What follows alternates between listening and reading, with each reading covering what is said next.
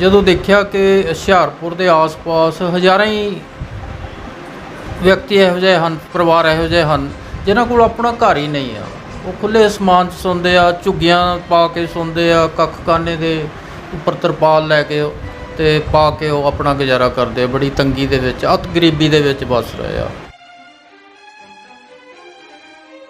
Criteria preference ਸਾਡੀ ਉਹਦੇ 'ਚ ਇਹ ਹੁੰਦੀ ਹੈ ਕਿ ਨੰਬਰ 1 ਵਿਧਵਾ ਔਰਤਾਂ, ਕਿਉਂਕਿ ਬੰਦੇ ਤਾਂ ਕਈ ਨਸ਼ੇ ਕਰ ਕਰਕੇ ਮਰ ਗਏ ਆਪਸ 'ਚ ਜਾਂ ਬਿਮਾਰੀਆਂ ਦੇ ਨਾਲ, ਪਰ ਉਹ ਪਿੱਛੇ 3-3 4-4 ਬੱਚੇ ਔਰ ਔਰਤਾਂ ਨੂੰ ਛੱਡ ਗਏ ਹੈਗੇ।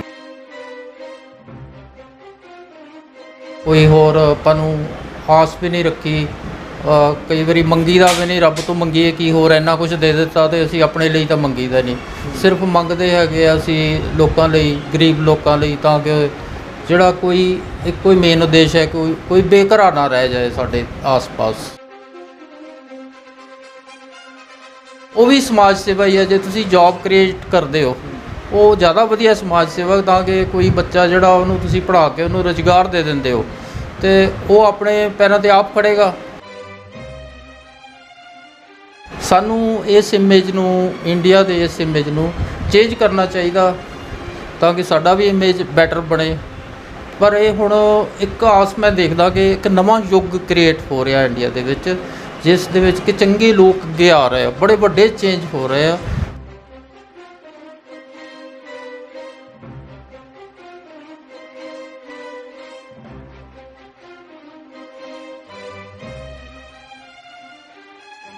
नमस्कार, ਤੁਸੀਂ ਦੇਖ ਰਹੇ ਹੋ ਸੁਪਰ ਨਿਊਜ਼ 24/7। ਮੈਂ ਰਿਤਿਸ਼ ਕੁਮਾਰ, ਸਹਿਯੋਗੀ ਰਾਜ ਥਾਪਰ ਨਾਲ ਤੁਹਾਡਾ ਚੈਨਲ ਸਵਾਗਤ ਕਰਦਾ ਹਾਂ।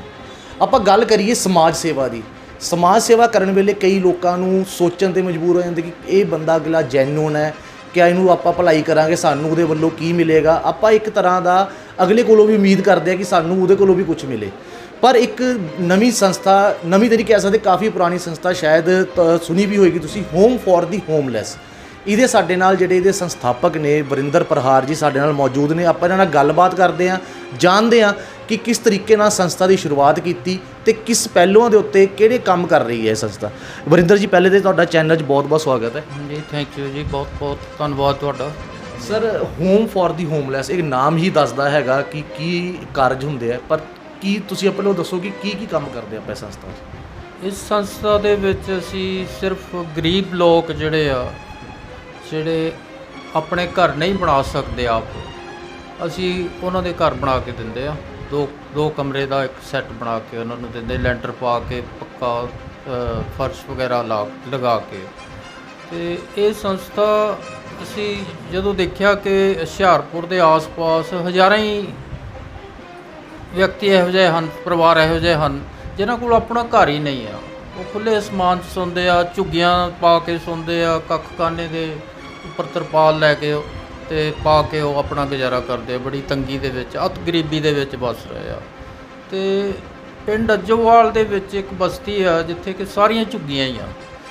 ਅੱਜ ਤੋਂ 3 ਕੁ ਸਾਲ ਪਹਿਲਾਂ ਮੈਂ ਉੱਥੇ ਉਸ ਬਸਤੀ ਦੇ ਵਿੱਚ ਗਿਆ ਅਤੇ ਉੱਥੇ ਇੱਕ ਬੱਚਾ ਸੀ ਬੜਾ ਹੀ ਪਿਆਰਾ, 10 ਕੁ ਸਾਲ ਦਾ। ਉਹਨੂੰ ਮੈਂ ਪੁੱਛਿਆ ਵੀ ਤੂੰ ਕਿੱਥੇ ਰਹਿੰਦਾ? ਉਹ ਕਹਿੰਦਾ ਮੈਂ ਵੀ ਇੱਥੇ ਹੀ ਰਹਿੰਦਾ। ਮੈਂ ਕਿਹਾ ਚੱਲ ਘਰ ਦਿਖਾ। ਘਰ ਦਿਖਾਇਆ ਅਤੇ ਉਹਦੇ ਵਿੱਚ ਇੱਕ ਕੱਖ ਕਾਨਿਆਂ ਦੀ ਝੁੱਗੀ ਦੇ ਵਿੱਚ 6 ਬੱਚੇ ਅਤੇ ਮਾਂ ਬਾਪ ਉਹਨਾਂ ਦੇ ਰਹਿ ਰਹੇ ਸੀ। 2 ਮੰਜੇ ਸੀ ਵਿੱਚ ਉਹਨਾਂ ਕੋਲ, ਉਹਨਾਂ 'ਤੇ ਹੀ ਸੌਂਦੇ ਸੀ ਉਹ। ਅਤੇ ਉਹਨਾਂ ਨੂੰ ਦੇਖ ਕੇ ਮੇਰਾ ਬਹੁਤ ਹੀ ਦਿਲ ਪਿਘਲਿਆ। ਮੈਂ ਕਿਹਾ ਇੰਨਾ ਹੋਰ ਵੀ ਪੈਸਾ ਖਰਚੀਦਾ ਹੀ ਆ, ਅਤੇ ਮੈਂ ਇਹਦਾ ਘਰ ਕਿਉਂ ਨਹੀਂ ਬਣਾ ਸਕਦਾ, ਮੈਨੂੰ ਆਪ ਇਹਦਾ ਘਰ ਬਣਾਉਣਾ ਚਾਹੀਦਾ। ਅਤੇ ਉਹਦਾ ਪਹਿਲਾਂ ਤਾਂ ਮੈਂ ਸੋਚਿਆ ਸੀ ਵੀ ਚਲੋ ਇਹਨੂੰ 10,000 ਰੁਪਈਆ ਦੇ ਦਈਏ। ਫਿਰ ਮੈਂ ਦੇਖਿਆ 10,000 ਨਾਲ ਤਾਂ ਦਿੱਤਾ ਨਾ ਦਿੱਤਾ ਇੱਕ ਬਰਾਬਰ ਆ, ਉਹਦਾ ਕੋਈ ਫਾਇਦਾ ਹੀ ਨਹੀਂ। ਅਤੇ ਅਗਲੇ 1.5 ਕੁ ਮਹੀਨੇ ਦੇ ਵਿੱਚ ਮੈਂ ਉਹਦਾ ਘਰ 2 ਕਮਰੇ ਦਾ ਉਹਨਾਂ ਨੂੰ ਬਣਾ ਕੇ ਦੇ ਦਿੱਤਾ। ਅਤੇ ਉੱਥੋਂ ਇਹ ਸੰਸਥਾ ਹੋਮ ਫॉर ਦੀ ਹੋਮਲੈਸ ਇਹ ਹੋਂਦ ਦੇ ਵਿੱਚ ਆਈ। ਉਸ ਤੋਂ ਬਾਅਦ ਹੋਰ ਘਰ ਇੱਕ ਵਿਧਵਾ ਔਰਤ ਸੀ, ਉਹਦਾ ਬਣਵਾਇਆ, ਹੋਰ ਕੁਛ ਅਪਾਹਜ ਬੰਦੇ ਸੀਗੇ। ਅਤੇ ਫਿਰ ਮੈਂ ਸੰਸਥਾ ਦਾ ਨਾਮ ਰਜਿਸਟਰ ਕਰਾ ਲਿਆ ਇਹਨੂੰ ਹੋਮ ਫॉर ਹੋਮਲੈਸ ਦੇ ਵਿੱਚ। ਅਤੇ ਇਹਦੇ ਲਈ 10 ਕੁ ਘਰ ਮੈਂ ਹੁਣ ਤੱਕ ਆਪਣੇ ਪੈਸੇ ਨਾਲ ਬਣਾ ਚੁੱਕਾ। 60 ਘਰ ਅਸੀਂ ਬਣਾ ਚੁੱਕੇ ਹੈਗੇ ਆ ਹੁਸ਼ਿਆਰਪੁਰ ਏਰੀਏ ਦੇ ਵਿੱਚ ਹੀ। ਤੇ ਫਿਰ ਬਾਕੀ ਮੈਨੂੰ ਬਾਹਰੋਂ ਬਹੁਤ ਸਪੋਰਟ ਆਈ ਹੈ USA ਤੋਂ ਤੇ ਚੰਡੀਗੜ੍ਹ ਏਰੀਆ, ਹੋਰ ਜਿੰਨੇ ਸਹਿਯੋਗੀ ਸੱਜਣ ਆ ਉਹਨਾਂ ਨੇ ਸੋਸ਼ਲ ਮੀਡੀਆ ਤੇ ਦੇਖ ਕੇ ਹੀ ਉਹਨਾਂ ਨੇ ਮੈਨੂੰ ਸੰਪਰਕ ਕੀਤਾ। ਮੈਨੂੰ ਉਹ ਵਿਅਕਤੀ ਜਾਣਦੇ ਵੀ ਨਹੀਂ ਸੀ, ਦਾਨੀ ਸੱਜਣ, ਉਹਨਾਂ ਨੇ ਜਦੋਂ ਦੇਖਿਆ ਸੋਸ਼ਲ ਮੀਡੀਆ ਤੇ ਇਸ ਤਰ੍ਹਾਂ ਗਰੀਬੀ ਦੇ ਵਿੱਚ ਲੋਕ ਰਹਿ ਰਹੇ ਹਨ ਤੇ ਉਹਨਾਂ ਦੀ ਹੈਲਪ ਕਰਨੀ ਬਣਦੀ ਹੈ, ਤੇ ਉਹਨਾਂ ਨੇ ਪੂਰੀ ਸਪੋਰਟ ਕੀਤੀ ਤੇ ਕਰ ਰਹੇ ਆ। ਹੁਣ ਕਾਫੀ ਜੁੜੀ ਜਾ ਰਹੇ ਆ ਲੋਕ ਸਰ, ਇਹਦੇ ਜਿੱਦਾਂ ਨਾਲ। ਦੇਖਣ ਨੂੰ ਮਿਲਦਾ ਹੈਗਾ ਕਈ ਵਾਰ ਲੋਕ ਇੱਕ ਉਮੀਦ ਦਿਖਾਉਂਦੇ ਆ ਜਿੱਦਾਂ ਆਪਾਂ ਇਸ ਬਾਤ ਸੇਵਾ ਕਰਾਂਗੇ, ਸਾਨੂੰ ਉਹਦੇ ਵਿੱਚ ਵੀ ਕੋਈ ਪਬਲਿਸਿਟੀ ਮਿਲੇ, ਸਾਡਾ ਕੋਈ ਮੰਤਰੀਆਂ ਨਾਲ ਰਿਲੇਸ਼ਨ ਬਣਨ ਕੁਝ ਵਧੀਆ, ਤੇ ਤੁਸੀਂ ਆਪਾਂ ਦੇਖਿਆ ਪਬਲਿਸਿਟੀ ਵੀ ਜ਼ਿਆਦਾ ਨਹੀਂ ਕਰ ਰਹੇ ਹੋ, ਤੇ ਕਿੱਦਾਂ ਤੁਹਾਨੂੰ ਕਿੱਦਾਂ ਲੱਗਦਾ ਤੁਸੀਂ ਕਿ ਕਿੱਦਾਂ ਤੁਹਾਨੂੰ ਸਪੋਰਟ 'ਚ ਲੋਕੀ ਨਾਲ ਜੁੜ ਰਹੇ ਹੈਗੇ? ਦੇਖੋ, ਇਹਨੂੰ ਥੋੜਾ ਲੋ ਪ੍ਰੋਫਾਈਲ ਦੇ ਵਿੱਚ ਹੀ ਰੱਖਿਆ ਹੈਗਾ ਅਸੀਂ। ਪਬਲਿਸਿਟੀ ਤੇ ਉਨੀ ਕੀ ਕਰਦੇ ਆ ਜਿੰਨੀ ਸਾਨੂੰ ਉਹ ਘਰ ਬਣਾਉਣ ਲਈ ਉਸ ਉਦੇਸ਼ ਦੇ ਲਈ ਜ਼ਰੂਰੀ ਹੈਗੀ ਆ। ਇਹਦੇ ਲਈ ਮੈਂ ਕਦੇ ਕਿਸੇ ਤੋਂ ਕੋਈ ਪੈਸਾ ਨਹੀਂ ਮੰਗਿਆ ਵੀ ਸਾਨੂੰ ਦਿਓ, ਸਿਰਫ ਸੋਸ਼ਲ ਮੀਡੀਆ ਤੇ ਹੀ ਪ੍ਰਮੋਟ ਕਰਕੇ ਜੋ ਵੀ ਕੀਤਾ ਉਹੀ ਹੋਇਆ, ਤੇ ਉਸ ਨਾਲ ਹੀ ਆਪਣੇ ਆਪ ਹੀ ਜੁੜੇ ਆ ਲੋਕ। ਕਦੇ ਕਿਸੇ ਨੂੰ ਮੈਂ ਨਹੀਂ ਕਿਹਾ ਕਿ ਤੁਸੀਂ ਪੈਸੇ ਆਪ ਦਿਓ ਜਾਂ ਮੰਗੋ, ਜਾਂ ਕਿਸੇ ਦੇ ਘਰ ਜਾ ਕੇ ਕੁਝ ਨਹੀਂ ਮੰਗਿਆ।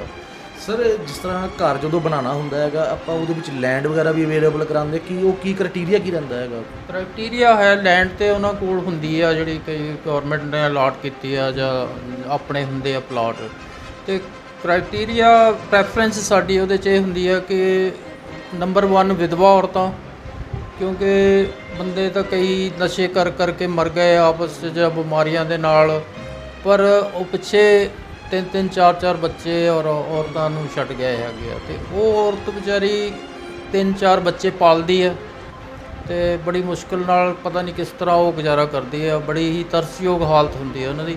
ਅਸੀਂ ਸਭ ਤੋਂ ਪਹਿਲੀ ਪ੍ਰੈਫਰੈਂਸ ਵਿਧਵਾ ਔਰਤਾਂ ਨੂੰ ਦਿੰਦੇ ਹਾਂ। ਦੂਜੇ ਨੰਬਰ 'ਤੇ ਅਪਾਹਜ ਬੰਦੇ ਆ ਜਿਹੜੇ ਕੰਮ ਨਹੀਂ ਕਰ ਸਕਦੇ, ਉਹਨਾਂ ਨੂੰ ਵੀ, ਜਾਂ ਕੋਈ ਐਕਸੀਡੈਂਟ ਹੋ ਕੇ ਅਪਾਹਜ ਹੋ ਗਿਆ ਜਾਂ ਜਮਾਂਦਰੂ ਅਪਾਹਜ ਹੈ, ਉਹਨਾਂ ਨੂੰ ਦਿੰਦੇ। ਤੀਜੇ ਨੰਬਰ 'ਤੇ ਅਸੀਂ ਦੇਖਦੇ ਹਾਂ ਜਿਹੜਾ ਕਿ ਬਹੁਤ ਵੱਡਾ ਪਰਿਵਾਰ ਆ, ਜਿਹਦੇ 6-7 ਬੱਚੇ ਹੈਗੇ ਆ, ਉਹਦੇ 'ਤੇ ਵਿਚਾਰੇ ਉਹ ਮਾਂ-ਬਾਪ ਤੋਂ ਬੱਚਿਆਂ ਦੇ ਜਿੰਨਾ ਜੇ ਕੰਮ ਵੀ ਕਰਨ, ਮਜ਼ਦੂਰੀ ਕਰਦੇ ਆ ਇਹ ਲੋਕ ਸਾਰੇ, ਅਤੇ ਮਜ਼ਦੂਰੀ ਕਰਕੇ ਉਹ 5-6 ਬੱਚੇ ਹੀ ਮਸੀਂ ਪਾਲ ਸਕਦੇ, ਉਹ ਕਿੱਦਾਂ ਘਰ ਬਣਾਓਗੇ? ਫਿਰ ਤੀਜੇ ਨੰਬਰ 'ਤੇ ਅਸੀਂ ਉਹਨਾਂ ਦਾ ਨੰਬਰ ਲਗਾ ਦਿੰਦੇ ਆ। ਸਰ, ਕੁਝ ਰੋਜ਼ਗਾਰ ਦਾ ਵੀ ਤੁਸੀਂ ਅੱਗੇ ਕਰਦੇ ਹੈਗੇ, ਸਿਰਫ ਘਰ ਤੱਕ ਹੀ ਸੀਮਿਤ ਰੱਖਦੇ ਕਿ ਘਰ ਬਣਾ ਕੇ ਦੇ ਦਿੱਤਾ? ਰੋਜ਼ਗਾਰ ਦਾ ਸਾਡੇ ਨਾਲ ਹੋਰ ਸਹਿਯੋਗੀ ਆਰਗੇਨਾਈਜੇਸ਼ਨਸ ਹਨ। Professor Bahadur Singh ji retired professor ਹਨ, ਉਹ ਰੋਜ਼ਗਾਰ ਦਾ ਇਹਨਾਂ ਦਾ ਉਹ ਦੇਖਦੇ ਆ, ਅਤੇ ਪੜ੍ਹਾਈ ਦਾ ਇਹਨਾਂ ਦਾ 2 ਆਰਗੇਨਾਈਜੇਸ਼ਨ ਸਾਡੇ ਨਾਲ ਸੰਬੰਧਿਤ ਹਨ ਜਿਹੜੇ ਕਿ ਸਕੂਲਾਂ ਦੀਆਂ ਫੀਸਾਂ ਦਿੰਦੇ।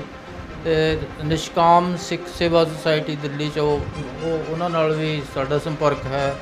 ਉਹਨਾਂ ਨੇ ਪਿਛਲੇ 1 ਸਾਲ ਦੇ ਵਿੱਚ 3 ਕਰੋੜ ਤੋਂ ਵੱਧ ਰੁਪਈਆ ਗਰੀਬ ਬੱਚਿਆਂ ਦੀਆਂ ਫੀਸਾਂ ਲਈ ਦਿੱਤਾ। ਇੱਕ ਗੁਰੂ ਨਾਨਕ ਐਜੂਕੇਸ਼ਨ ਸੁਸਾਇਟੀ ਆ, ਜੰਡਾ ਸਾਹਿਬ ਮਨਜੀਤ ਸਿੰਘ ਜੰਡਾ ਜੀ ਪਿਆਲਾ ਤੋਂ ਹੈਗੇ, ਵੈਸੇ USA ਤੋਂ ਰਹਿੰਦੇ ਆ, ਅਤੇ ਉਹ ਵੀ ਸਾਨੂੰ ਫੀਸਾਂ ਦੇਣ ਦੇ ਵਿੱਚ ਬਹੁਤ ਸਹਿਯੋਗ ਦਿੰਦੇ ਆ। ਅਸੀਂ ਉਹਨਾਂ ਨਾਲ ਸੰਪਰਕ ਕਰਾ ਦਈਦਾ ਹੈਗਾ। ਸਰ, ਕਿੱਦਾਂ ਕੁਝ ਵਿਚਾਰ ਹੈਗਾ ਕਿ ਆਪਾਂ ਇੱਕ ਅੱਗੇ ਇਲੈਕਸ਼ਨਸ ਆਉਣ ਵਾਲੇ ਹੈ, ਕੁਝ ਇਲੈਕਸ਼ਨ ਦੇ ਵਿੱਚ ਵੀ ਤੁਸੀਂ ਆਉਣਾ ਚਾਹੋਗੇ, ਜਾਂ ਕੋਈ ਪਾਰਟੀ ਤੁਹਾਨੂੰ ਅੱਗੇ ਅਪਰੋਚ ਕਰਦੀ ਹੈ ਕਿ ਤੁਸੀਂ ਸਾਡੀ ਪਾਰਟੀ ਵੱਲੋਂ ਲੜੋ, ਅਤੇ ਕੀ ਤੁਹਾਡਾ ਉਹਦੇ ਵਿੱਚ ਯੋਗਦਾਨ ਰਹੇਗਾ? ਤੁਸੀਂ ਆਉਣਾ ਚਾਹੋਗੇ ਉਹਦੇ ਵਿੱਚ? ਮੇਰਾ ਮਨ ਨਹੀਂ ਮੰਨ ਰਿਹਾ ਸਿਆਸਤ ਦੇ ਵਿੱਚ ਆਉਣ ਨੂੰ।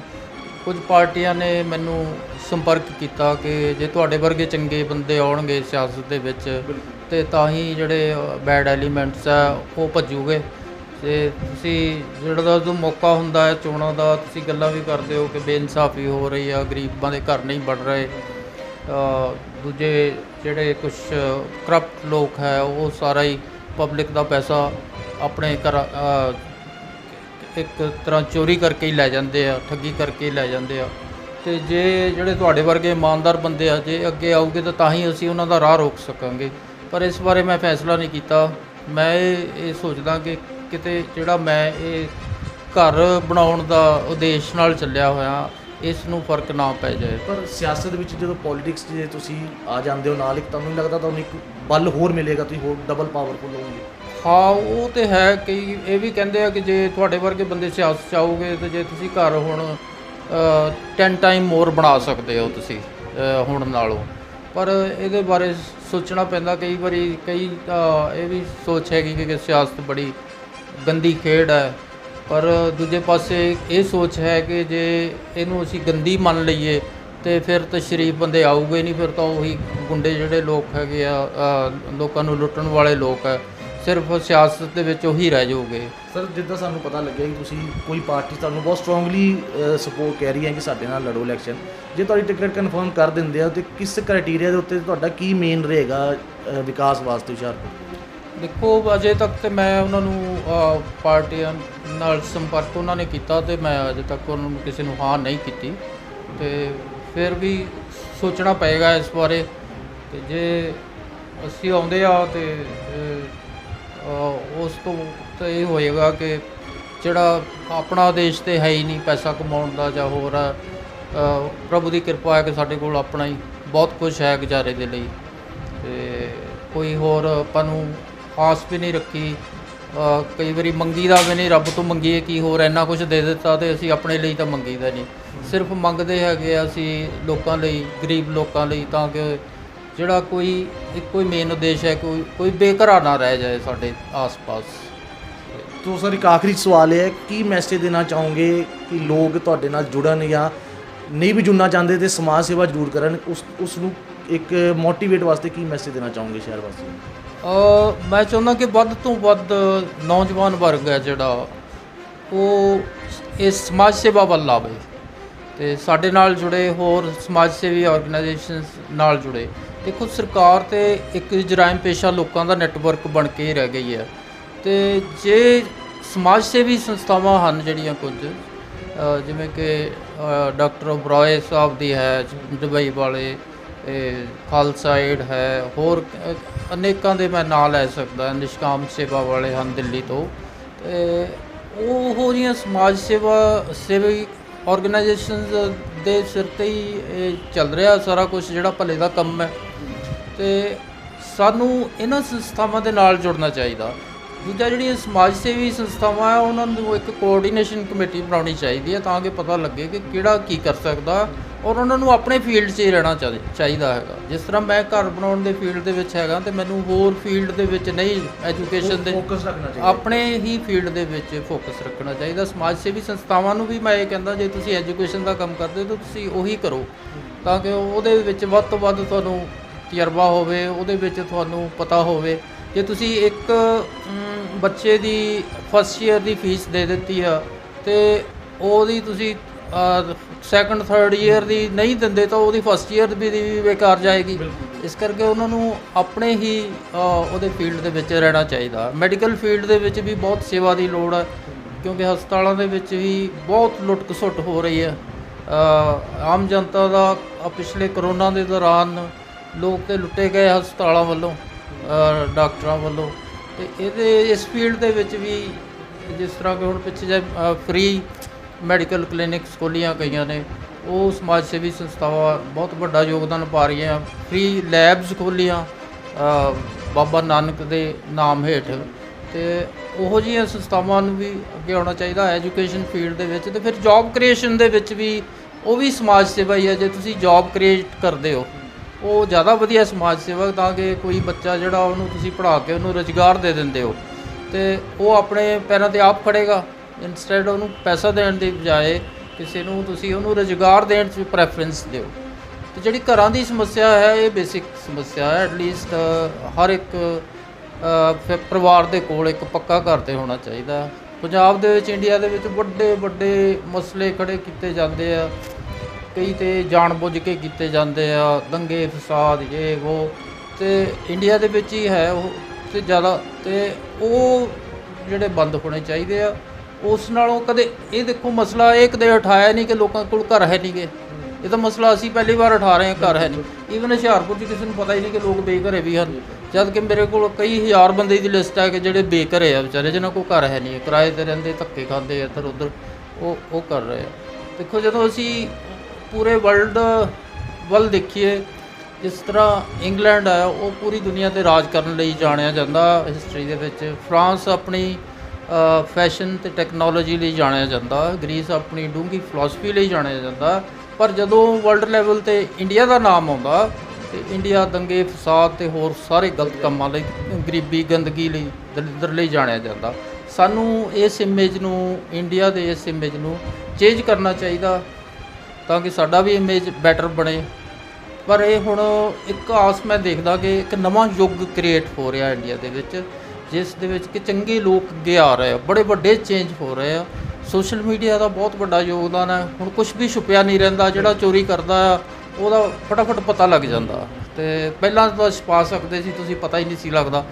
ਹੁਣ ਜਿਹੜਾ ਇੱਕ ਆਪਣਾ RTI ਐਕਟ ਹੈ, ਇਹਦੇ ਨਾਲ ਅਤੇ ਕੈਮਰਾਜ਼ ਆ ਗਏ ਸਾਰੇ ਪਾਸੇ, ਕਾਫੀ ਕੁਛ ਜਾਗਰਤੀ ਆਈ ਆ। ਅਤੇ ਇਸ ਆਸ ਨਾਲ ਮੈਂ ਚਾਹੁੰਦਾ ਕਿ ਆਪਾਂ ਇੱਕ ਨਵੇਂ ਯੁੱਗ ਦੀ ਸ਼ੁਰੂਆਤ ਕਰੀਏ, ਸਾਰੇ ਰਲ ਮਿਲ ਕੇ ਇਮਾਨਦਾਰੀ ਦੇ ਨਾਲ ਇਸ ਦੇਸ਼ ਨੂੰ, ਸਮਾਜ ਨੂੰ ਉੱਪਰ ਚੱਕੀਏ। ਊਚ ਨੀਚ ਜਿਹੜੀ ਜਾਤ ਪਾਤ ਹੈ ਉਹਨੂੰ ਪੂਰੀ ਤਰ੍ਹਾਂ ਅਸੀਂ ਕੰਡੈਮ ਕਰੀਏ ਤਾਂ ਕਿ ਜਿਹੜੇ ਸਾਡੇ ਡਿੱਗੇ ਹੋਏ ਸਮਾਜ ਦੇ ਲੋਕ ਹੈ ਉਹਨਾਂ ਨੂੰ ਵੀ ਇੱਜ਼ਤ ਦੇ ਨਾਲ ਸਮਾਜ ਦੇ ਵਿੱਚ ਥਾਂ ਮਿਲੇ।